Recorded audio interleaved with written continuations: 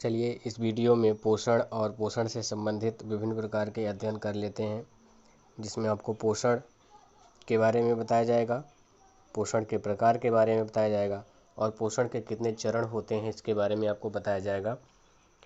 सबसे पहले पोषण की परिभाषा देख लीजिए।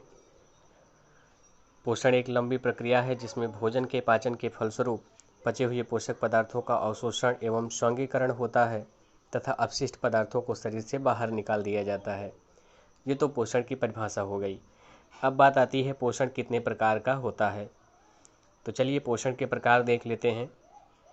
पोषण दो प्रकार का होता है मुख्य रूप से। पहला है स्वपोषी पोषण और दूसरा है परपोषी पोषण। स्वपोषी पोषण किसे कहते हैं,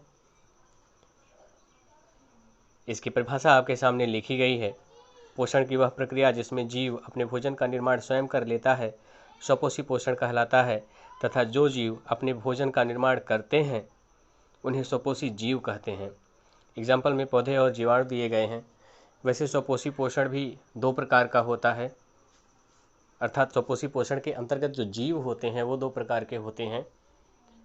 एक को प्रकाश संश्लेषी कहते हैं, ऐसे जीव प्रकाश संश्लेषण की क्रिया द्वारा अपना भोजन बनाते हैं, तथा दूसरे को रसायन संश्लेषी कहते हैं।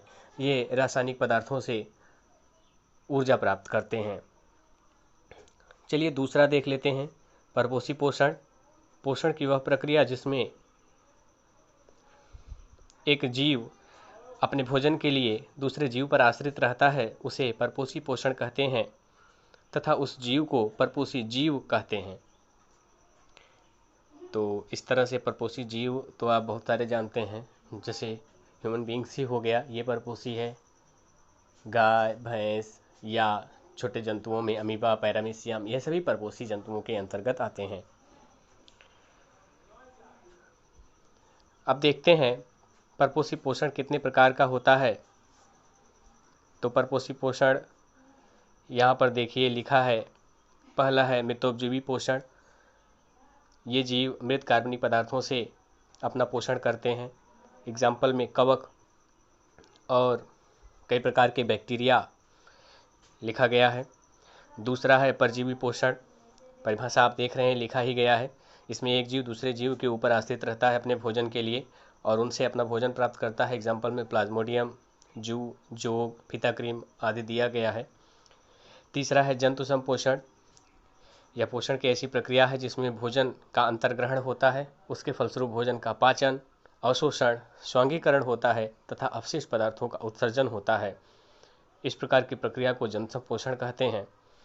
इसमें मानव, भालू, बिल्ली, कुत्ता आदि एग्जाम्पल के रूप में दिया गया है। आप एग्जाम्पल देख लेंगे और साथ ही साथ इनका नोट्स भी बना लेंगे आप।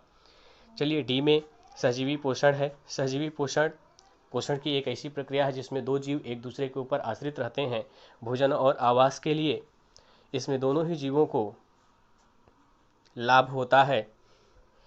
देखिए इसमें लिखा भी गया ऐसा पोषण जिसमें भोजन तथा आवास के लिए दो जीव एक दूसरे के ऊपर निर्भर रहते हैं उसे सहजीवी पोषण कहते हैं। इसमें दूसरे कई बार आ गया है तो इसको देख लेंगे। मैं बोल दे रहा हूँ फिर से, ऐसा पोषण जिसमें भोजन तथा आवास के लिए दो जीव एक दूसरे के ऊपर निर्भर रहते हैं उसे सहजीवी पोषण कहते हैं। इसको आप सुधार लेंगे, लिखने में गड़बड़ी हो गई है, ध्यान में नहीं आया, नहीं तो इसको संशोधन कर दिया जाता।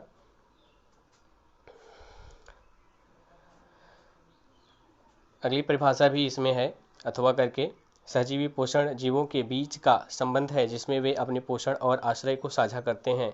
तो दोनों परिभाषाओं में से जो भी आपको बेटर लगे उसको आप लिख लेंगे और एग्जाम्पल में लाइकेन दिया गया है। अब अगले टॉपिक पर चलते हैं, जंतु में पोषण। जंतुओं में पोषण कितने प्रकार से होता है। तो भोजन ग्रहण करने की आदतों के आधार पर according to their food habits ये तीन प्रकार के होते हैं, एक शाकाहारी, मांसाहारी और सर्वाहारी। वे जंतु जो केवल पौधों से या उनके उत्पादों से भोजन ग्रहण करते हैं उन्हें शाकाहारी, तथा वे जंतु जो केवल अन्य जानवरों का मांस खाते हैं उन्हें मांसाहारी कहा जाता है, तथा वे जो पौधे और जंतुओं दोनों से अपना भोजन प्राप्त करते हैं उन्हें सर्वाहारी कहा जाता है। परिभाषा और उनके एग्जाम्पल्स में लिखे गए हैं, आप देख करके लिख लेंगे। चलिए जंतुओं में पोषण के चरण देख लेते हैं। तो जंतुओं में पोषण के मुख्य रूप से 5 चरण होते हैं। पहला अंतर्ग्रहण, दूसरा पाचन, तीसरा अवशोषण, चौथा स्वांगीकरण और पांचवा बहिक्षेपण होता है। जरा इनके बारे में देख लेते हैं।